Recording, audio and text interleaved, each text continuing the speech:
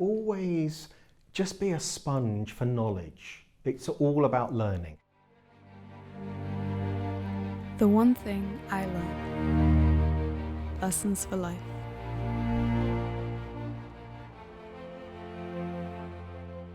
This is the One Thing I Learned podcast. This episode is one of my favourites. It's with one of my favourite people in the world, Col Goudie. They have been an editor for over 40 years, spanning all sorts of work, multi-award winning, world record holding.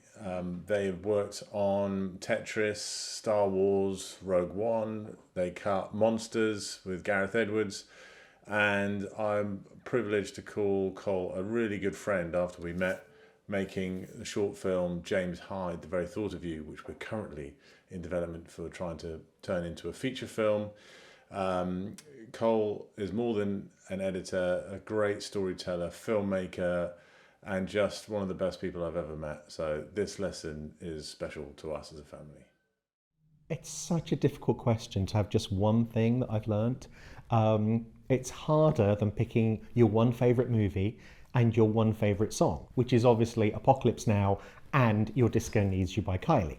So the one thing I think, if I was going to narrow it down, would be that I never stop learning. And that's what I would teach my younger self is, don't worry, don't think you've got to learn everything before you can start the process. You're always going to be learning. After 46 years of editing, I'm still learning. And it's also to learn things about life outside of work. The very first job that I got that was a really big break back in the early 80s was cutting a documentary about the Vietnam War. And I got that job because I was talking with the director at a party, and he talked about the Vietnam War, and I could engage in that conversation. And because I'd read a specific book on the Vietnam War, he said, "Do you want to cut this film?" And I was like, "Yes, please." And that has followed me through in my career. The film that I've just finished with you, Ben, I mean, honestly, when I heard about it, I sent you my little email saying, "Hey, I used to be in the Air Training Corps. I can, I've been in a plane, like in the cockpit of a plane, and I've got all this experience of war projects that I've worked on, and I've flown in a P-51 and all sorts of stuff." So that was a way that we first engaged. I was like, I would really like to do this job, and I think hopefully that made me stand out from other editors that you might have been talking to about doing the project. So it's to always just be a sponge for knowledge. It's all about learning, and obviously learn the software. Learn software that people aren't even using yet. So years ago, I was using Premiere long before anybody else was really using it professionally. And then I got a feature film and the director wanted to cut on Premiere. So I wasn't panicking on day one going, how do I use this? Because I'd been using it at home for my own little projects just to learn the software. So I would say keep learning all the time. To this day, I'm still like, I will cut stuff on my iPhone, on my iPad using iMovie just to learn that skill set, because someday that's kind of helpful in a professional environment, believe it or not. In the middle of last year, I cut a commercial for Meta glasses, the Ray-Ban glasses with the lens in, and that was all shot on that format as opposed to that format. It was shot at 30 frames per second. And again, that wasn't a scary thing because I'm used to cutting that sort of material that I've just shot myself. So I think learning would be the one thing. Don't be afraid to learn, and don't be afraid to go to as many outside influences as you can. Go to art galleries, go to museums, read as many books as you can, watch as many documentaries as you can. It makes you a more knowledgeable person, and it does help your career. So I think it's a double-edged thing. It's a benefit in both worlds, personal world and professional world. Yeah, I think it's quite an important, well, I think it's a very important lesson. I think it's a wonderful lesson. And, Rick Rubin, I was just listening to his book, The Art of Creativity, and he talks about, one of the things which is a blocker in creativity is this project is going to define me. This is the one thing that it's going to be my masterpiece. Whereas actually, it's a stepping stone. Every little job is, you're just moving forwards, and you make it, you release it into the world, and then you move on, and you take the lessons that you've learned making it. You know, it can be a scary thing, making something creative, because you feel like you're putting your soul out there a little bit, and you're going, this is what will define me. But actually, I think that's a really, you know, a sort of twist on that is sort of, you know, make it, release it, and then learn from that, and always be learning. I think it's absolutely. And I think it's also that even a bad experience, and I've been very lucky in all these years, I've only actually had a couple of little projects that they ended, and I was like, wow, I didn't dodge that bullet. But I still learned something from them. There was always something I could take forward. And the other thing is, in terms of the longevity, that I say to assistants who are desperate to be cutting already, who are in their early 20s, and I get it, I understand it. I was the same, and I was gutting off and cutting my own little projects at that age. But I say to them, if you become full-time editor and you're not assisting anymore by the time you're 35, you're still going to have at least 32 years of being an editor. That's if you leave it as late as that, because they think that's late. It's in the bigger picture, and now I'm in my 60s, I can look back and realise that there's so much to come. That if you're lucky and you can keep your career going, obviously, but you don't want to push it all in and then burn yourself out or get frustrated. When I was an assistant, I would assist, and sometimes I'd become dubbing editor, and sometimes I'd be an editor, and I would flip back, because that's the way in the years that I was in those roles, for those 10 years, that's what was expected of you. And I never hated it when I went back to assisting, because I was always looking at the editors I was working with my editor's head on, thinking, oh, that's how they're doing that. Oh, gosh, yes. So you got that little bit more experience, but then stepping back a little bit, you could put that all into play, and you could soak up more into your sponge, I think. And the other thing is, I remember in 2008, I did a film called Monsters. And before that, I'd worked on many very difficult projects. I worked on the BBC's first ever Dolby Stereo production, which was a feature-length documentary about a Stephen Sondheim musical. First thing ever done in Dolby Stereo. There was no manual for us, because we were cutting on film, audio was on film, and we were learning that as we went along.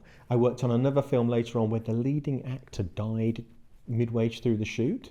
So we then had to reshoot all the shots with him in, use as much material as we could from the original shoot that was the reverses, so we didn't have to reshoot everything. I mean, those are quite big events to happen, and there's many of them. And everything that I had done leading up to Monsters felt to me like it was there when I look back on it. And Monsters was so technically difficult, it was out there. But I wouldn't have been able to do that without all these things that had gone wrong here to lead me up to being able to do that. What was interesting then was I finished that movie and I thought, that's the pinnacle. That's the hardest thing I'm ever going to do. And then cut to like 8 years later, and I was doing a Star Wars movie, which was out there. It was off the shop. But again, these were all things that I had learnt to get to that, to be able to cope with that pressure. And to remain calm, because nobody likes a panicker. Panicking never achieves anything. Raising your voice rarely, if ever, achieves anything. Sometimes quite the opposite.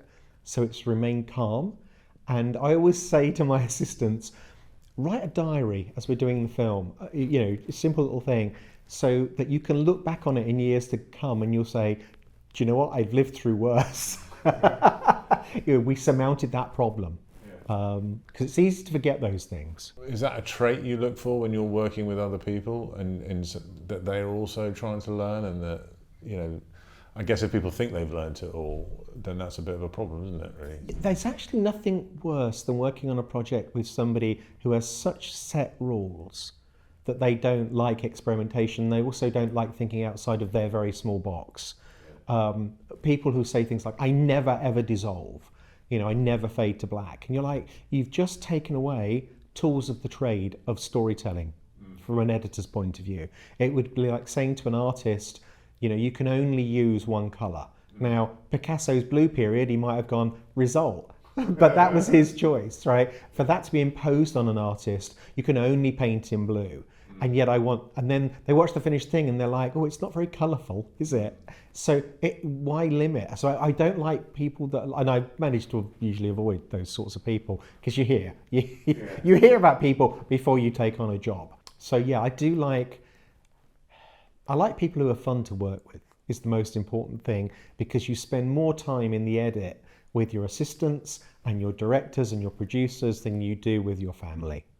And so, as Ridley Scott would say, it better be a happy marriage because it's one hell of a sticky divorce. So I just like to work with people that are nice to work with.